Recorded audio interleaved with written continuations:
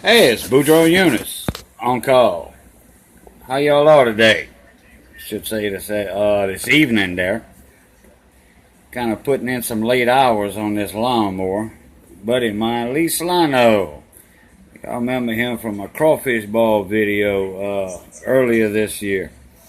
The picture man for the Daily Advertiser over in Lafayette. Well, this was his lawnmower.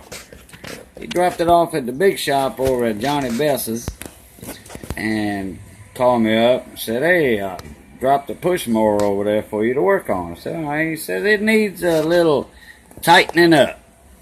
Got a couple of screws and bolts missing here and there, rope hanging out, this and that and that. I said, all right. So I went and worked on it, and one problem after the other. In fact, this car bolt was missing, the main one right there. That bushing was missing. This flywheel guard, which is like a deflector shield, keeps the trash and stuff out from under there too. Keeps you from putting your fingers up in here too.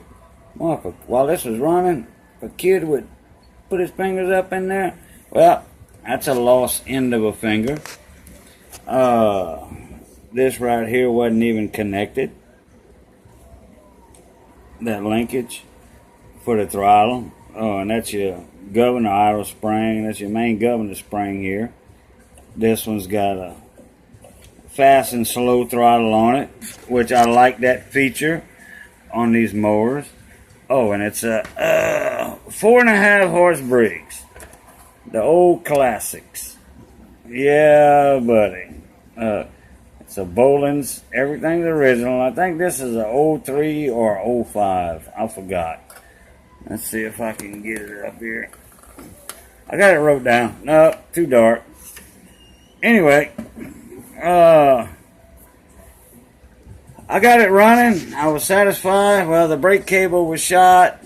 Me and Johnny Best fixed that.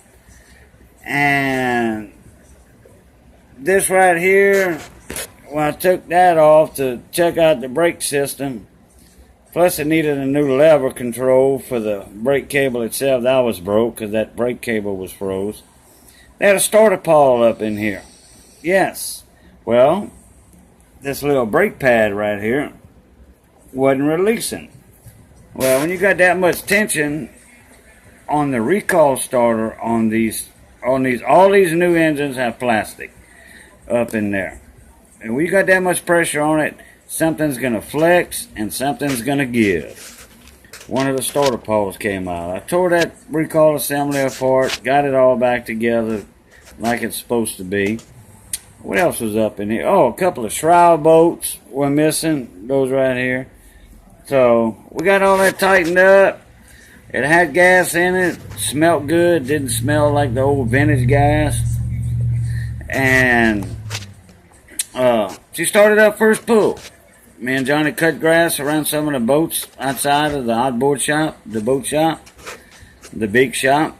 We cut grass for 10 minutes or so, and I was satisfied with the repair. Well, Lee came, picked it up the next day, and started it up. Ran fine.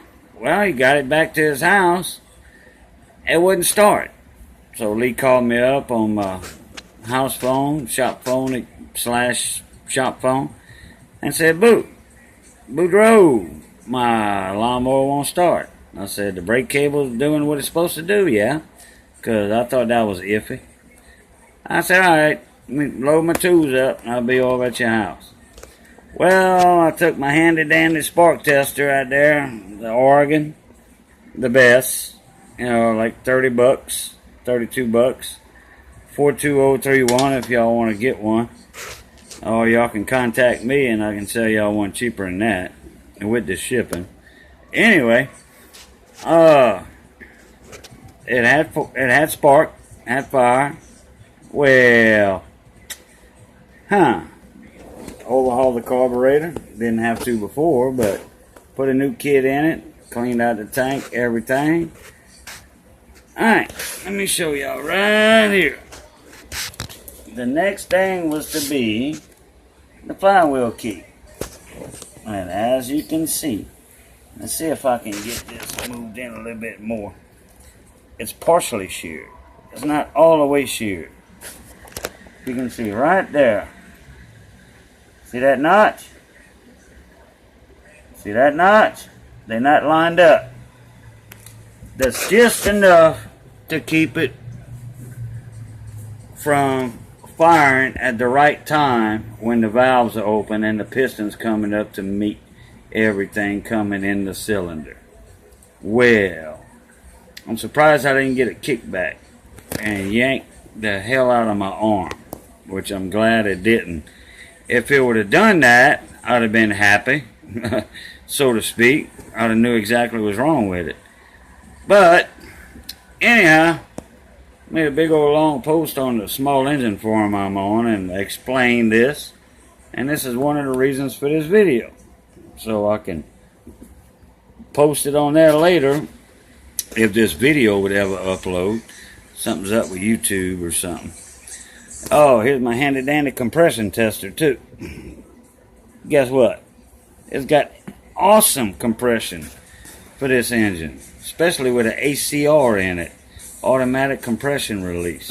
So, well guys, I think I'm gonna end this one. It's getting a little long in the tooth there, about 6.5 minutes. By the time I get finished with it, it'll be 7. Well look, we found out the problem with this thing, and I'm gonna be popping this off and putting a new flywheel key in it, and we'll catch y'all Plutot.